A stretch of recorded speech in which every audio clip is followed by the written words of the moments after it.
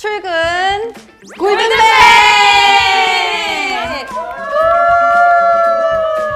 그리고 막 지미집 있어야 되는데. 김지아 기자 근데 1등 할 것 같아. 제가 볼 때 두 분이 에이스예요. 아니 왜냐면 월드 분야는 성지. 정답. 이 사람 총 뭐지? 정말이야? 진짜? 다 틀렸잖아. 다 틀렸잖아. 안녕하세요, 이현입니다. 저희가 매달 다 같이 모여서 한 달의 시사상식을 정리해보는 컨텐츠를 만들고 있잖아요. 이게 사실 연초에 시작을 했는데 좀 잘 됐거든요. 그래서 지난달, 지지난달에도 요거 된다 싶어가지고 한번 해봤는데 욕심만큼 안 나와서 한번 포맷에 좀 변주를 줘봤습니다. 솔직하다. 예, 솔직하게 많이 눌러주십사 부탁드리면서. 그래서 사실은 준비한 게 이른바 출근 골든벨로 돌아왔습니다. 출근하자마자 골든벨에 도전하게 되신 출연자분들 나와 계신데요. 안녕하세요. 서울 영등포구에서 온 홍상지라고 합니다. 반갑습니다. 예.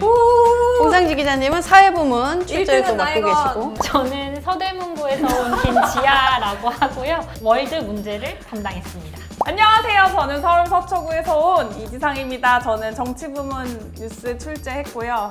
제가 듣똑히 1승 전 적이 있습니다.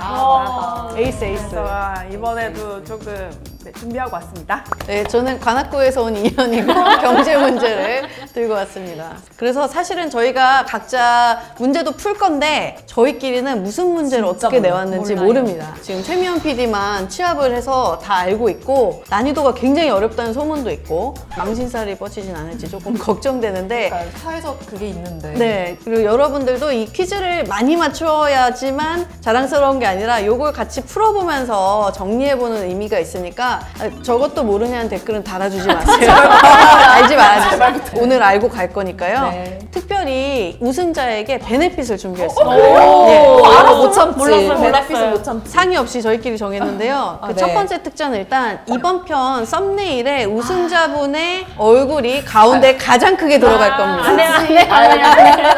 그리고 두 번째 특전, 요건 좀 괜찮아요. 다음 달에 또 저희가 이런 콘텐츠를 할 거잖아요. 다 같이 모여서 본인 분량 준비 안 해오고 그냥 출연만 해도 되는. 어떻게 좀 동기부여가 되시는지 모르겠네. 저도 되고. 더 만들어주면 안 돼요? 뭔데요? 대유. 대박! 아니, 그거는 좀. 그래서 오늘 퀴즈는 국제뉴스, 경제뉴스, 정치뉴스, 사회뉴스 순으로 한번 퀴즈를 내고 맞춰보는 시간을 가져보도록 하겠습니다. 제가 준비한 국제 분야의 문제. 첫 번째는 워밍업 문제인데요. 근데 주관식이에요. G7은 주요 선진국 7개국 모임을 뜻하는데요. G7 외에도 뭐 G2, G20 뭐 이렇게 여러 개 쓰잖아요. 여기서 G는 무엇의 약자일까요? 요거는 그래도. 워밍업 문제여가지고. 뭐야? 두둥. 빠바바밤. 너무 부끄러워. 정답은 나만 틀렸나 봐. 그룹이었습니다. 다 틀렸잖아. 그룹? 이거 안 정확히는 그룹 오브. 그러니까 글로벌 뭐 가버먼트. 그러니까. 그레이스는 나올지 몰랐어요. 되게 약간 처음에 이건 알지. 약간 이러면서. 자, 이어지는 문제예요. 다음 중 G7 국가가 아닌 곳은 1번 영국. 영국에서 왜 긴장감을 주냐고. 또 난다고. 헷갈릴 수 있을까? 2번 이탈리아, 3번 캐나다, 4번 호주, 5번 독일. 나는 외웠는데. 4번 호주.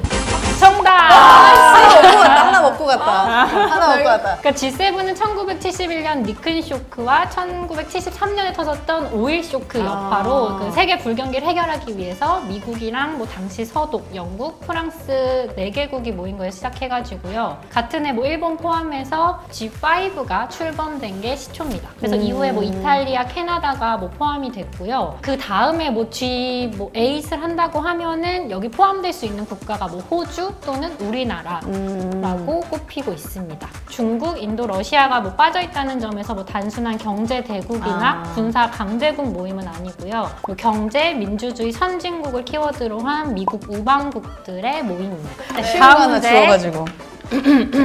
롱 타이머고. 정답. 우리가 다 이건 예상했다고. 이 노래는 윤석열 대통령이 미국을 국빈 방문해서 바이든 대통령과의 만찬 자리에서 부른 아메리칸 파이입니다. 이번 한미 정상회담 결과 양국이 합의한 내용을 워싱턴 선언이라고 부르는데요. 워싱턴 선언에 포함된 내용이 아닌 것은 아메리칸 페이 아무 무엇일까요? 상관없죠. 그지? 3번. 3번이 뭐야? 3번. 3번이 뭐였죠? 그 핵공유. 정답! 야, 뉴스 같다. 와. 안타깝다. 그래서 핵공유는 함부로 안 하지. 이번 정상회담 결과 북한의 미사일 핵 위협을 대응하기 위해서 워싱턴 선언을 발표했는데요. 한미 동맹보다 조금 더 강력하게 강한 핵 억제, 확장 억제를 위한 내용이 담겨 있습니다. 그래서 한미 핵 협의 그룹을 만들고 또 양국이 정보를 긴밀하게 공유하겠다라는 거고요. 미국의 전략 핵 잠수함이 한국에 정례적으로 들어올 수 있도록 하고 한반도의 완전한 비핵화를 달성하겠다라고 하면서 기존에 있었던 NPT, 그러니까 핵 확산 금지 조약을 재확인했습니다. 워싱턴 선언을 두고 이게 나토식 핵공유다라고 발표를 했었는데 그 다음에 갑자기 백악관에서 이게 나토식 핵공유가 아니다라고 해서 논란이 됐었거든요. 그래서 나토식 핵공유와 다른 점은 나토식 핵공유는 해당 국가에 미국의 전술 핵무기를 배치해야 하는데 그게 아니기 때문에 이거는 나토식 핵공유와는 다르다라고 할 수 있습니다. 3번 문제는 기시다 후미오 일본 총리가 지난 5월 7, 8일 양일간 한국을 방문했었죠. 근데 취임 후에 첫 방문이자 지난 3월에 있었던 윤석열 대통령의 방일에 대한 답방 성격이었는데요. 이번 방한 기간 동안 한일 양국이 논의하지 않은 내용은 무엇일까요? 지상 3번? 정답! 오.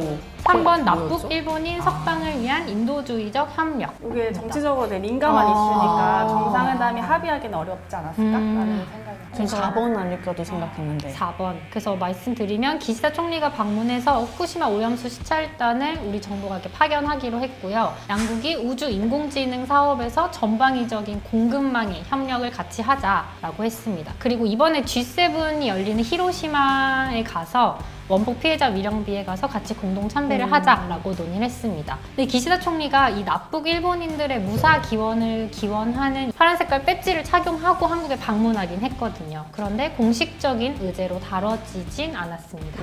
그리고 또 추가로 사실 강제동원 피해자들을 위한 그 한일 미래 파트너십 기금 조성과 관련해서는요. 양국이 정상이 만남이 끝난 뒤에 10일에 그 정경련과 게이단맨이 각각 10억씩 출연하기로 했습니다. 근데 강제징용에 직접적인 책임이 있는 미쯔비시나 이런 곳들의 참여는 아직 정해지진 않았습니다. 지난달에 이 얘기 했었잖아요. 그 방일 했던 거는. 네, 그게 맞아요. 뭔가 후속 보도 같은 느낌이네요. 그러네요. 잘 들었습니다. 마지막 문제입니다. 네. 이번엔 조금 무거운 분위기를 바꿔볼 가벼운 문제인데요. 수도피지 않은 수도? 아니요, 영국으로 합니다. 자, 현지 시간 6일에서 8일 찰스 3세의 국왕 대관식이 열렸습니다. 근데 영국 헌법상 영국 국왕이 가지고 있는 권한이 아닌 것은 무엇일까요? 이 사람 전공법으로 냈네, 다. 1948년생 이런 거 외웠는데 그러니까 우리 다 그런 것만 약간 얍실한 것만 외웠는데. 지상 예산 편성권? 그건 국회 아니에요? 의회. 정답! 이렇게 허무하게?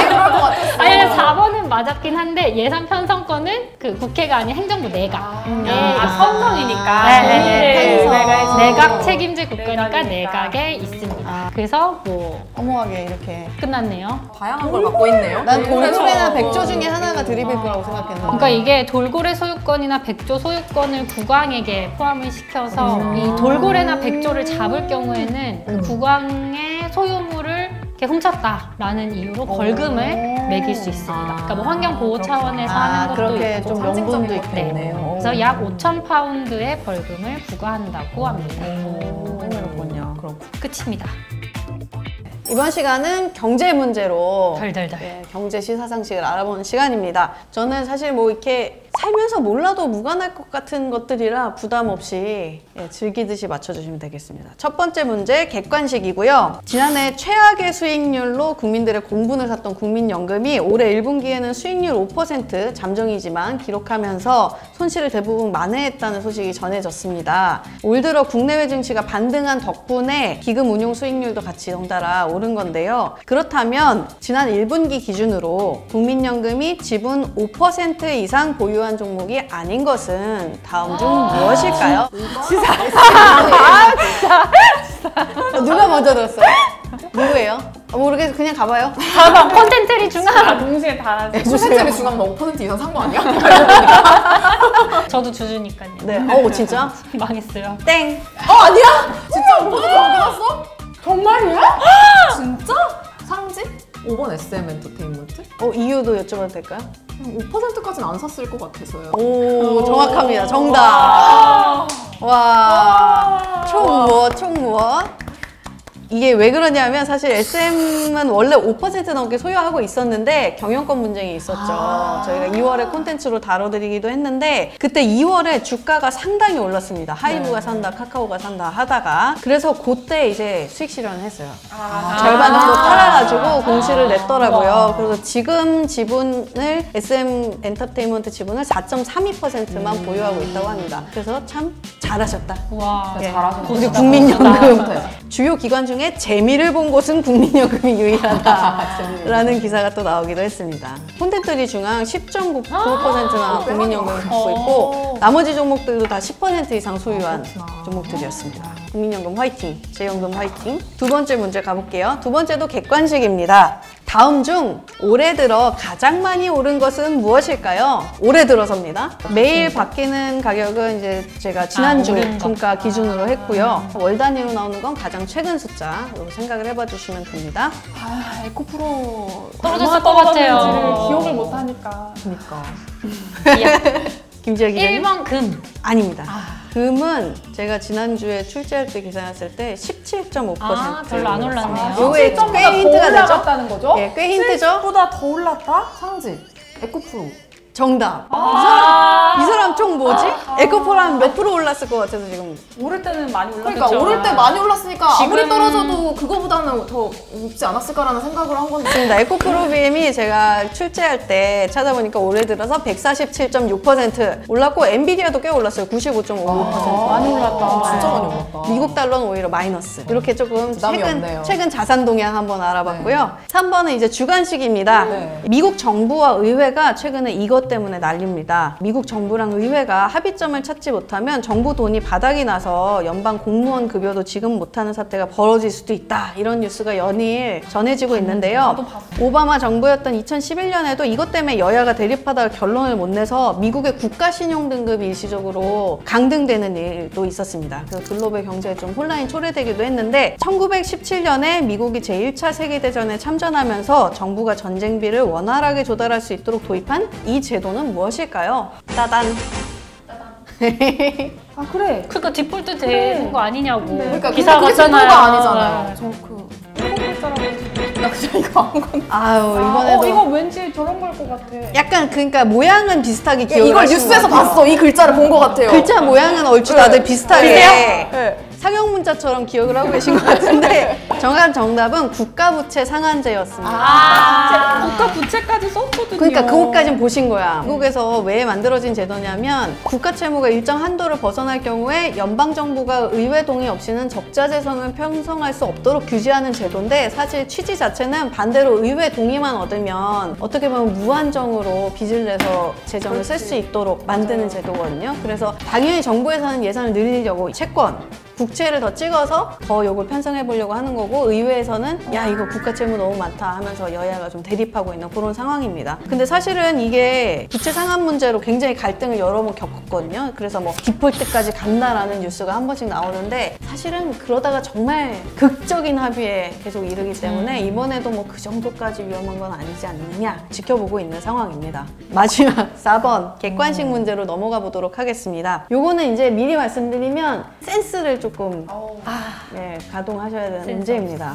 이런 상황이에요. 오랜만에 만난 사회초년생 친구들, 근데 이제 K-팝에서 일하는 사회초년생 친구들이 커피를 마시면서 각자의 시사상식을 뽐내고 있는 상황입니다. 다음 중 최근 나온 경제 뉴스를 조금 잘못 이해하고 있는 친구는 누구일까요? 일단 첫 번째로 채원 씨가 이렇게 말합니다. 너네 요즘 인도가 뜨는 거 알지? 애플도 올해 처음 인도에 오프라인 매장도 내고 뭐 인도 공장에서 최신 기종 생산도 하고 인도를 많이 주목하는 것 같더라고. 팀쿡이 그러는데 인도에서 지금 중산층이 늘어나고 있어서 굉장히 주목하는 시장이라더라 애플도. 두 번째 다니엘이 이렇게 이야기합니다. 아니 실적 얘기하니까 생각났는데 애플도 1분기 매출이 어닝 서프라이즈였다지? 개인적으로 나는 네이버 주식을 좀 사서 네이버 실적도 챙겨봤는데 네이버도 어닝 서프라이즈였다 아니었더라고. 호호호. 세 번째, 민니. 아휴, 주식이고 뭐고 생활비가 너무 올라서 킹받는다 요즘. 전기요금, 가스요금도 올린다며 곧 장마철 시작되면 꿉꿉해서 에어컨 계속 틀어야 되는데 걱정이다 걱정. 네 번째,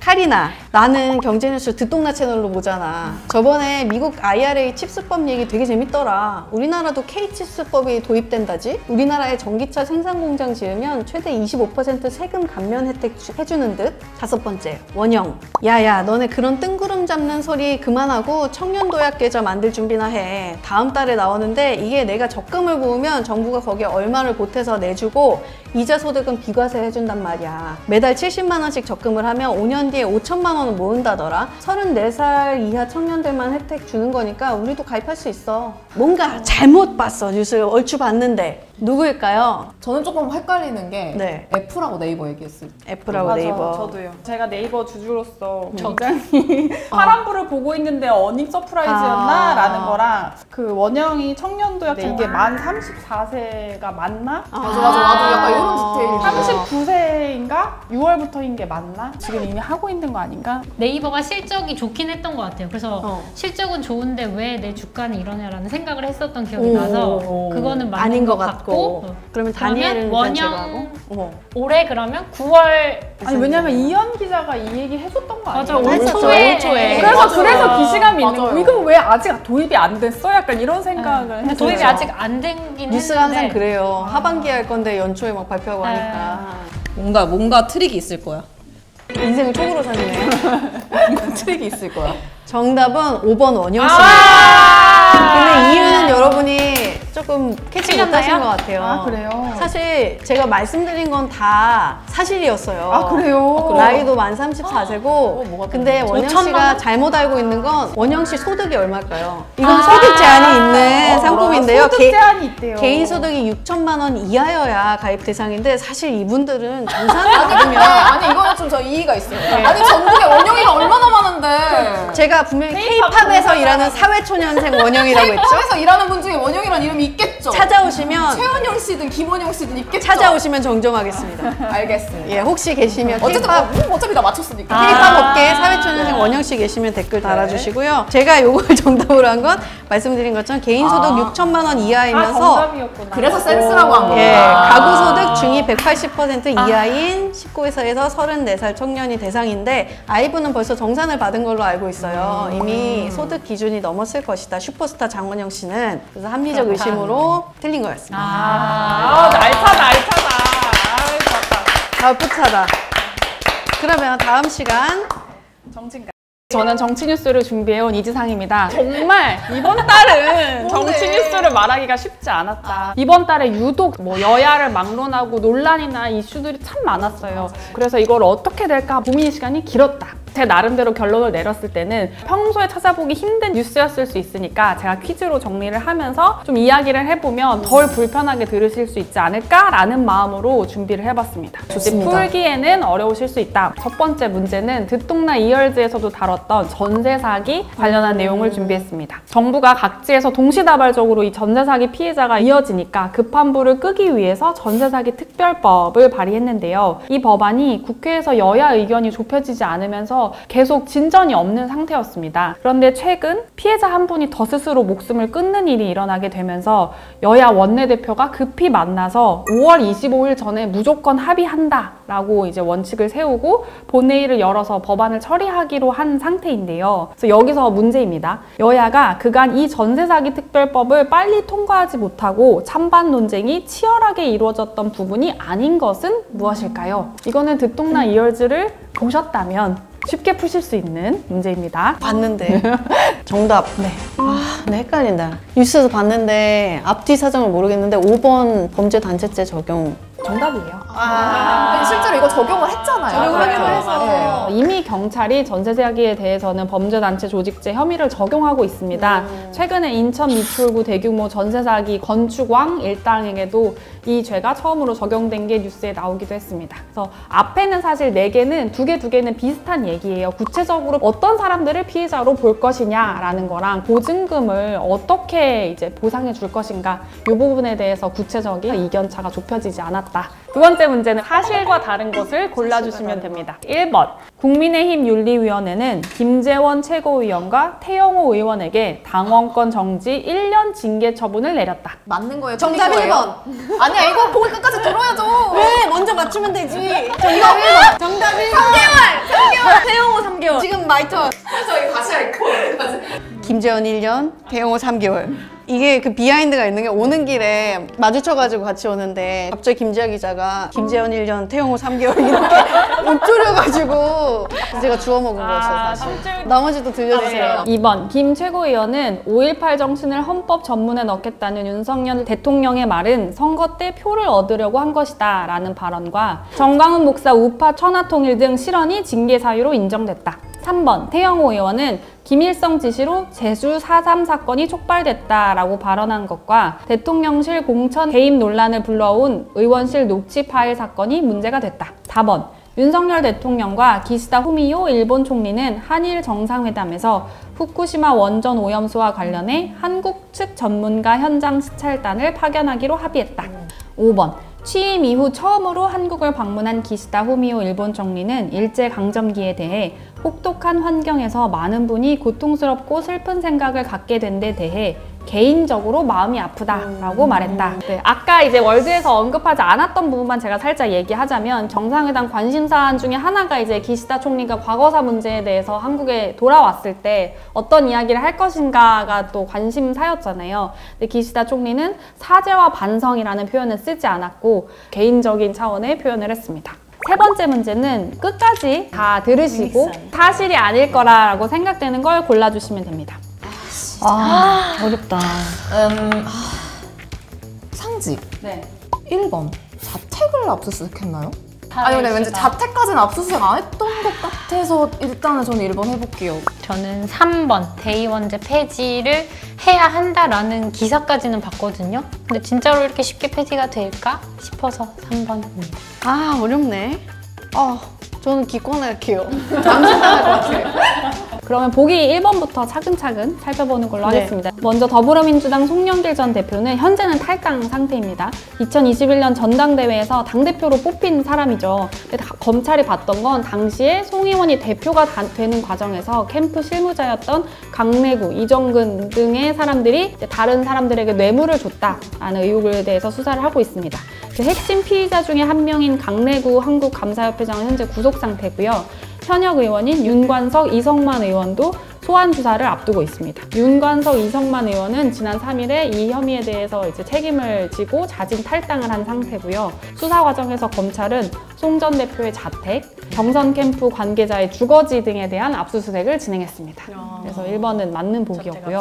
이런 전당대회 돈봉투 사건은 절대로 2023년에는 일어나선 안 되는 일이죠. 예전에 관행이었다고 하더라도요. 전당대회는 이제 당의 대표를 뽑는 선거잖아요. 그래서 궁금하신 분들은 이제 팟캐스트에 예전에 저희가 얘기했던 전당대회의 모든 것도 있으니까 한번 들어보시면 좋을 것 같고요. 이 당대표는 여러 권한이 많은 자리다 보니까 당내 경쟁이 굉장히 치열합니다. 당비나 가입기간 등 일정 요건을 거친 권리당원이나 대의원들이 대상입니다. 이 대의원들은 핵심 당원이고 일반 대중에 비해서는 소수다 보니까 이들의 표의 무게가 커서 돈봉투의 대상이 된다라는 게 이제 이번 사건의 문제로 제기된 거였습니다. 그래서 실제로 민주당에서 총선 1년을 앞두고 있으니까 어떻게 쇄신할 것인가를 논의를 하고 있는데 김재아 기자가 정확히 말씀하신 대로 이 대의원제를 폐지해야 한다라는 주장이 나왔습니다. 하지만 아직 합의된 건 없어서 정답은 3번입니다. 그리고 이제 여러분들이 많이 공부하셨던 위믹스를 외워오셨던 이 뉴스, 그렇죠.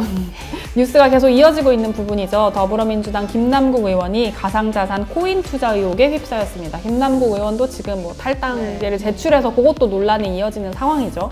김남국 의원은 가상자산을 얼마를 갖고 있었는지, 거래를 얼마나 해왔는지는 스스로의 해명을 한 이후에도 계속 연일 보도가 있어서 그 구체적인 금액은 저희가 명시하진 않았고요. 다만 정리를 하자면 금융당국이 김남국 의원의 코인 거래가 이상 거래로 판단된다라면서 검찰에 통보를 한 상태고요. 이 과정에서 언론에 알려지게 됐습니다. 김 의원은 갖고 있는 주식을 처분해서 가상자산을 산 것이 적법했다라고 해명을 했지만 명확하지 않은 해명에 대해서 각종 의혹이 계속되고 있고요. 국민의힘은 이에 대해서 김 의원을 윤리위에 제소한 상태고요. 민주당은 마지막 보기에 언급된 대로 당에서 진상조사를 꾸리겠다, 긴급 윤리감찰을 하겠다라는 발표를 했었는데요. 김 의원은 이 해당 조사가 본격적으로 시작하기 전에 탈당계를 제출한 상태입니다.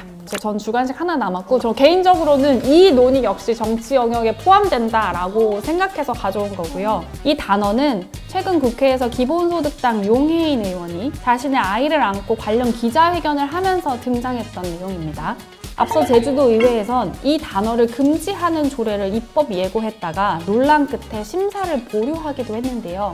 이 단어는 2017년 11월 국가인권위가 차별행위라고 판단한 바 있지만 아직도 여전히 우리 사회에서 확인할 수 있습니다. 너 어떻게 진짜 모르겠는데? 이 단어는 무엇일까요? 미안해 친구들아. 정답은 맞아. 노키즈존 얘기를 보긴 했어. 제주도의회가 지난 3일에 송창권 의원의 대표 발의한 내용이 하나가 있었는데요. 제주도 아동출입 제한업소 지정금지 조례안이었습니다. 이 내용이 뭐냐면 도지사가 노키즈존을 운영하는 업소에 대해서 이걸 지정을 하지 마세요라는 권고를 하거나 계도를 해야 한다. 차별금지 관련한 인식 개선 활동을 펼쳐야 한다라는 내용이 담겨있는 조례였는데요. 제주도는 가족여행을 많이 오는 곳인데 전국에서 가장 노키즈존 비율이 높은 걸로 나와 있다. 선별적으로 아이들을 진입조차 못하게 하는 것은 또 다른 차별이다라는 주장을 했습니다. 근데 실제로 이 조례안을 논의하는 과정에서 취지는 알겠지만 이 법안 자체가 실효성을 갖기에는 좀 힘들지 않냐, 상위법이 없다라는 지적도 있었고요. 또 반대 의견으로는 매출에 바로 영향을 받는 사업주가 정당한 권리를 행사하는 거다, 뭐 다른 손님의 배려일 수 있다, 영업 자유 침해 아니냐, 뭐 이런 의견도 나왔습니다. 그래서 듣동러 분들 어떻게 생각하시는지도 궁금합니다. 정치인들의 스캔들이나 정쟁도 정치 뉴스일 수 있지만 이런 내용도 정치에서 논의돼야 되는 게 맞지 않나라는 생각에서 마지막 주관식을 꼽아봤습니다. 네, 저는 사회 관련 문제들을 준비했어요. 저는 또 이제 여러분의 사회적 위치가 있으니까 그러니까 뭐 그렇게 쉽다고 할 순 없지만 틀려도 뭐 크게 지장이 있는 것 같진 않은 문제를 내봤습니다. 첫 번째 문제 드릴게요. 얼마 전 디스커버에서 마약범죄 콘텐츠를 다룬 적이 있었습니다. 콘텐츠가 나간 이후로도 마약범죄 관련 뉴스와 이를 근절하려는 정부의 대책이 계속 나오고 있는데요. 보기 중에 사실이 아닌 걸 고르시면 됩니다. 정답. 네. 5번 재범률. 이거보다 높을 것 같아요. 땡! 왜 놀랬어요? 뭔지 몰라가지고요. 지상? 예방교육? 4번? 오, 이거 어렵나 보네요. 땡! 왜? 3번. 2018년 이후로 복원한 것이 아니라 아주 치졸한 사람을 만드네?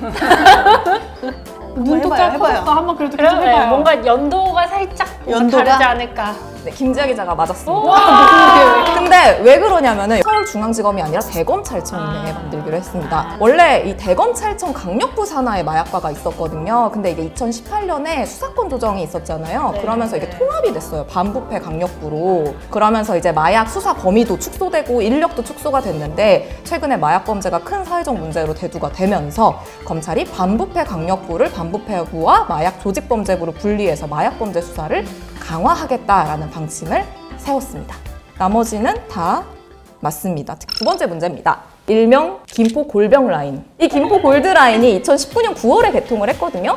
근데 안전사고만 현재까지 150건 넘게 발생한 열차예요. 그리고 대부분 그 안전사고 발생 원인이 밀집이 됐을 때 이렇게 생길 수 있는 그런 현상들이 많더라고요. 사실 우리나라 인구 다수가 수도권에 밀집이 돼 있다 보니까 출퇴근 시간대 다른 수도권 열차들도 이게 가능해 싶을 정도로 꾸겨 넣어질 때가 있는 거 이렇게 탈 때 있어요, 않았어요? 그래서 이런 일상의 안전이 좀 개선됐으면 하는 바람으로 이번 문제를 내봤습니다. 다음 보기 중에 맞는 걸 골라주시면 돼요.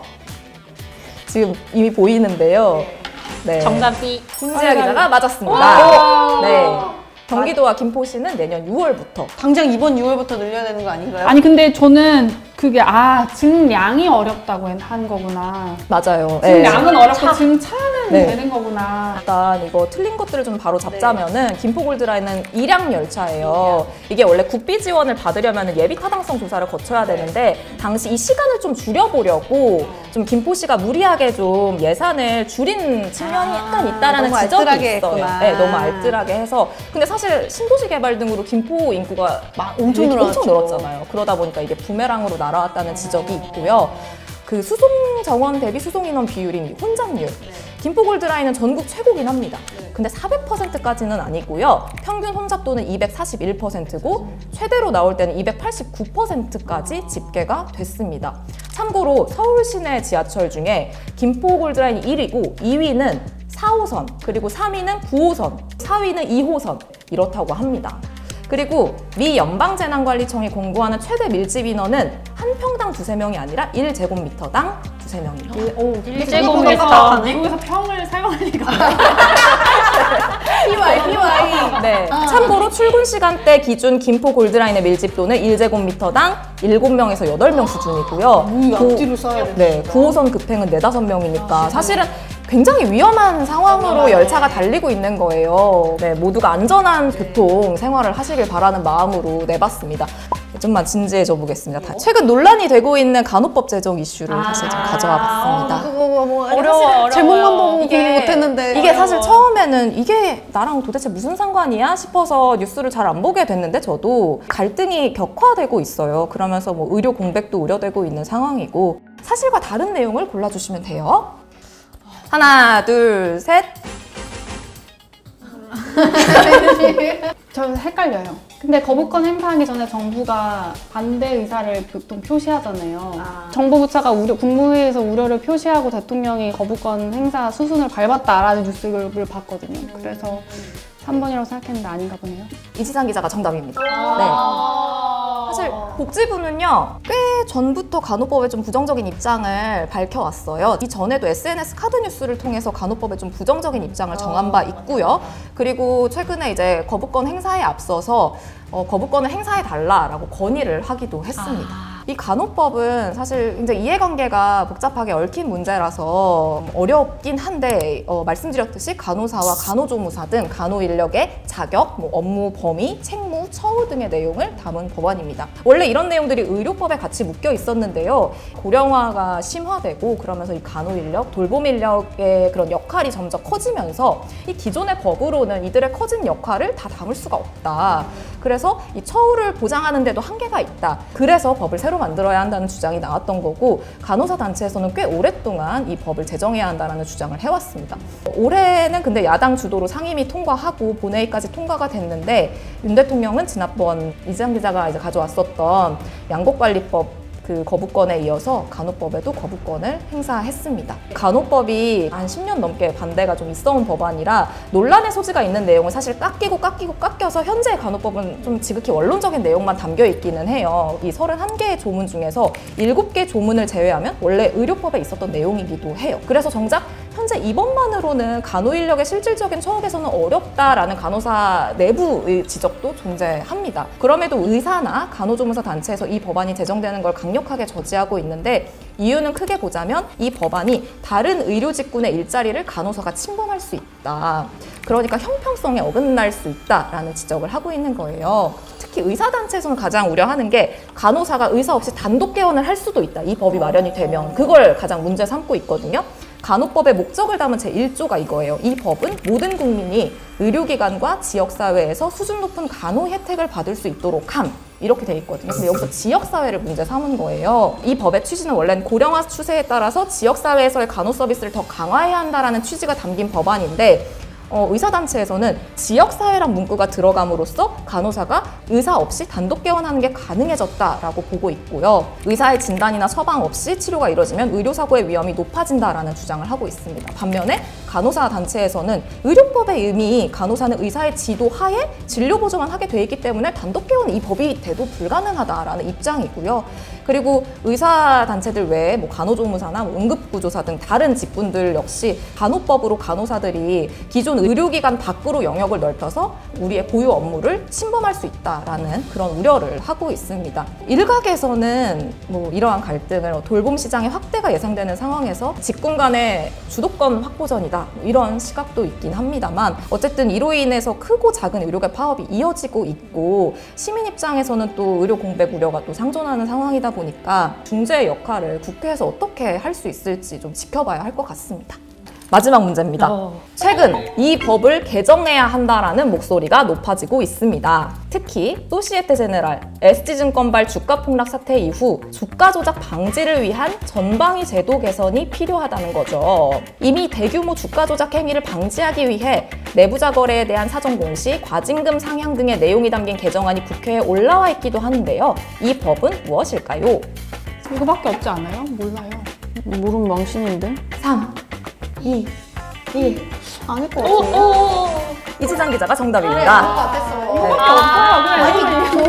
여기 다 들어있으니까. 그러니까 나도 그래서 뭔가 이현 기자가 머리를 너무 굴린 거예요. 사실 저는 경알못의 시선으로 보기 때문에. 그쵸, 다 자본시장법이죠. 이게 사실은 그 김남국 의원 코인 그걸로 그러니까. 논란되면서도 가상자산에 대한 규제가 자본시장법만으로는 충분하지 않다 뭐 이러면서 자본시장법 얘기가 지금 계속 나오고 있긴 하거든요. S증권발 주가 폭락 사태에 대해서 간단히 설명을 드리자면 외국계 증권사인 SG증권에서 지난 4월 24일 이유를 알 수 없는 대규모 매도 물량이 나오면서 주식이 급락합니다.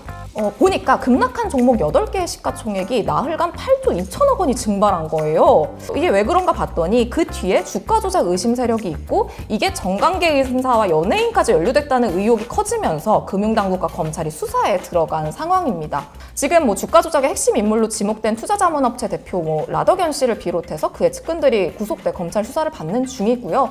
검찰은 라 대표가 투자자들로부터 휴대전화라든지 증권계좌 등 이 개인정보를 넘겨받은 뒤에 이들의 명의로 주식을 사고 팔면서 주가를 끌어올리거나 시세를 조종했다라고 보고 있습니다. 어쨌든 현재 자본시장법은요, 미공개 정보 이용, 그리고 시세 조종, 부정거래 이런 것들을 불공정 거래 행위라고 보고 있는데 여기에 대해서 1년 이상의 징역형 혹은 부당이익에게 3배에서 5배 이하의 벌금형에 처하도록 하고 있거든요. 근데 이게 이렇게 규정이 있어도 유죄가 확정되기까지 평균 2년 이상이 소요가 되고요. 그리고 그 사이 자본시장에서 자유롭게 활동할 수도 있고 그나마 절반 이상은 불기소 처분되는 경우가 대다수입니다. 그래서 법원으로 넘어가도 10명 중 4명이 또 집행유예로 풀려나기도 해요. 특히 이 형사처벌 같은 경우에는 엄격하게 좀 입증을 해야 되는 그런 책임이 요구되는데 주가 조작은 난로 방식이 교묘해지고 있기 때문에 수사 과정에서 이 죄질에 비해서 형량이 경미해진다라는 지적이 늘 있어 왔거든요. 그래서 아예 벌금이 아니라 과징금 형태로 부당이익을 박탈해야 된다. 이게 벌금은 약간 형사처벌의 성격이 있고요. 과징금은 위반 행위로 얻게 될 경제적 이득을 박탈한다는 성격이 더 강하거든요. 그 둘 다 부과할 수도 있어요. 그렇기 때문에 이들이 불법 행위로 얻게 된 그 금액이라도 제대로 환수해야 되는 거 아니냐 이런 지적이 늘 있어 왔기 때문에 현재 국회에 계류 중인 자본시장법 개정안의 내용들을 보면요. 불공정 거래 행위 시 부당이익에게 2배를 과징금으로 부과하는 내용이 담겨 있기도 하고 주요 주주가 주식을 1% 장내 매도할 경우 이거 사전 공시해야 된다. 이런 내용도 있고 증권범죄 가담자에게는 최대 10년간 증권계좌 개설과 주식 거래를 제한하는 내용의 개정안도 올라와 있는 상태입니다. 근데 사실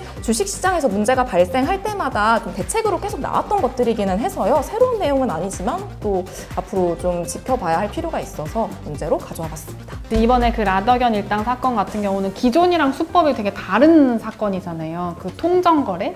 이런 식으로. 이런 거는 잡기가 되게 어려워져서 검찰이나 수사기관 입장에서도 이런 식으로 계속 범죄가 고도화되면 앞으로는 더 잡기 힘들어지는 거 아니냐는 얘기가 있기도 하더라고요.